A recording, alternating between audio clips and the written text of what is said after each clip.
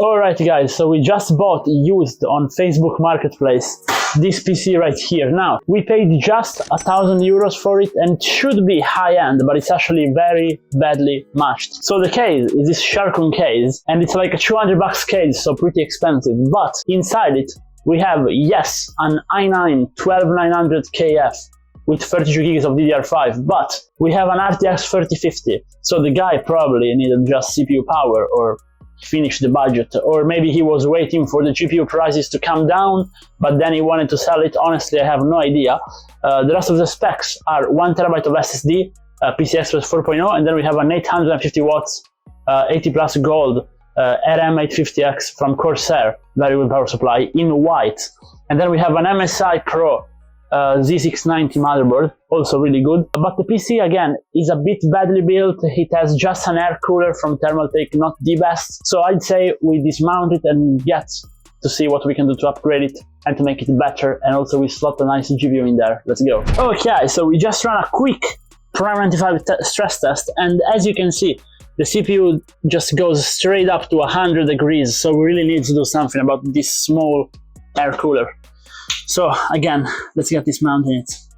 Okay, so to dismount this thing, well, we basically have to dismount the top panel first, then we slide it, and this will actually free up the tempered glass, so we can then take it off. This is the front panel. Then we also have tempered glass on the back, which shows everybody your terrible cable management if it's not good. And now we can actually start to look at the PC and see what's into it and what we really have to work on. So the first thing that has to go is this cooler, in my opinion, but then I'm starting to see a couple of things. So the first one I clearly see is that there is a SATA cable here, but there are no SATA SSDs, so this one has to go. Then, I mean, probably these SSD bays, we can leave them here, even though they don't look the best. But the main problem is gonna be the following. So we have this power supply, okay? Now this power supply, basically, it's a Corsair RM850X, so it's a very good power supply, but unfortunately it has modular cables, and there are a couple of weird things. Okay, so what's weird with it? Well, here on the CPU there is just an 8-pin. There are no two 8-pins, so that's one. Then that's not the worst part, but then we have a single cable for the PCI Express. There is no second cable. Okay, so if you want to use a more powerful graphic card, it is recommended to use a maximum of 150 watts per cable, ideally.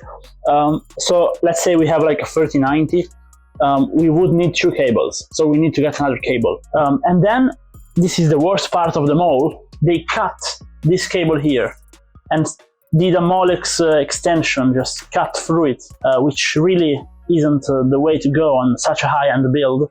So we need to replace this thing as well. So I say we start by taking out the power supply and seeing how we can add the cables that we need.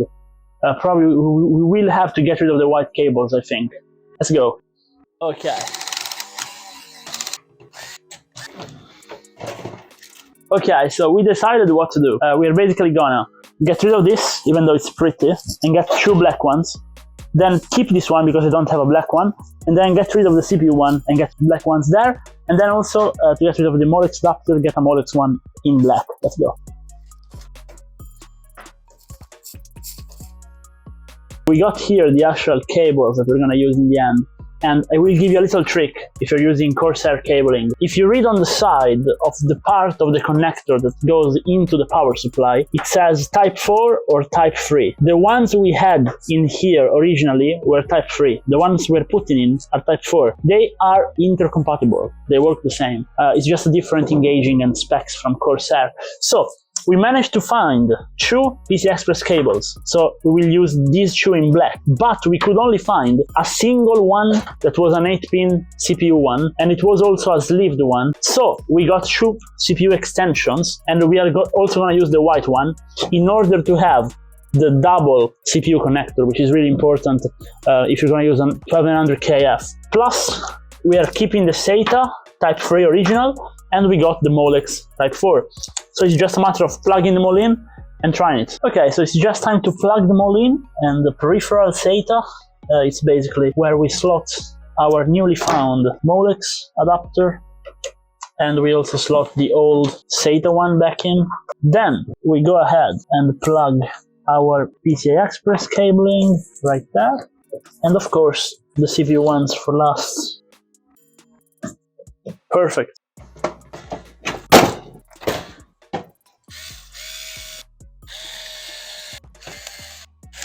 Okay, so here we are taking out the actual CPU cooler. Now I don't really know how you would technically be supposed to do it, so I will just do it as I feel like it. Okay, so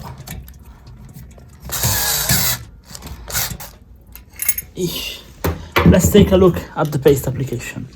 It is actually perfect, but extremely dry. Not too bad though. Let's get replacing it.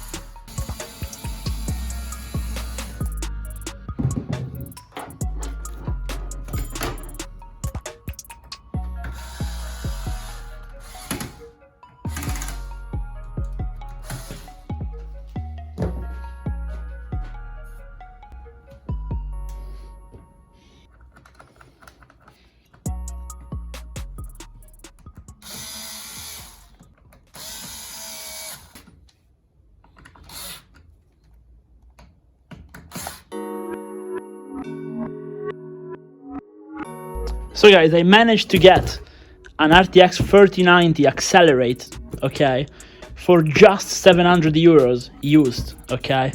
So let's see, I have it already mounted. Now we have the glass and everything, so you probably cannot see it as well, but I actually have had this exact card, but the 3070 Ti, already on the channel. I have a build with it, and those are great cards, so I am honestly very happy with it. But now we will do a bit of testing, see how the thermals look, see how the performance look, and then report back. But so far, build is finished and it's looking stunning, but wait for the pictures in the end because it's gonna look even better. Okay, so here we are with the PC actually running, and this is the noise it makes under full load. You pretty much cannot hear. I'm very surprised by how good this custom is, to be completely fair. And it also has some nice RGB, but unfortunately it has none on the side. So let's take a look at the temperature. We've been running Heaven Benchmark maxed out, and we are doing like 500 FPS. And well, CPU temperature of course is pretty much 0. We are at 60 degrees. And then the GPU peaked at 70 degrees, as you can see. 80 degrees on the memory, 80 on the hotspot. This card cools the memory very well. On most RTX 3090s, you cannot place your fingers like this and keep your fingers. So extremely impressive so far in this regard. But I say we stress out the CPU and GPU together with 3D Mark Firestreak, and we take a look at that and come back with the conclusions. Okay guys, so here we are with the build finished. I ran all the tests and the results are amazing. Well, first of all, as you can see behind me, we have the Firestreak. We got 40k in Firestreak with the PC at stock, guys. Fully stock, 40k, 50k in graphics, okay? That's really impressive by itself. But more impressive are the temperatures. We did all that while staying at 70 degrees max on the GPU, 80 degrees hotspot and memory, which, as discussed previously, is insanely good for a card with 24 gigabytes of VRAM, GDDR6X. Really impressive. Then on the CPU, even under the most stressful synthetic test, which is Prime 95, we managed to stay under 90 degrees, which is extremely good for this H159 from Corsair 280mm all-in-one cooler. So I was really happy with it. We ran a quick Crystal Disk Mark with the MSI NVMe drive. It's a PCIe 4.0 drive. Nobody on earth needs a 5.0 drive, well, some people, but very few people. And this guy does 7K reads, around 7K writes. Extremely good drive as well. Well, the case looks good. It's full aluminum. I'm very happy with it. Power supply, we mix and match some cables. So I need your opinion on that, by the way. Do you think the white 24 pin with all the black rest fits, or does it not fit that well?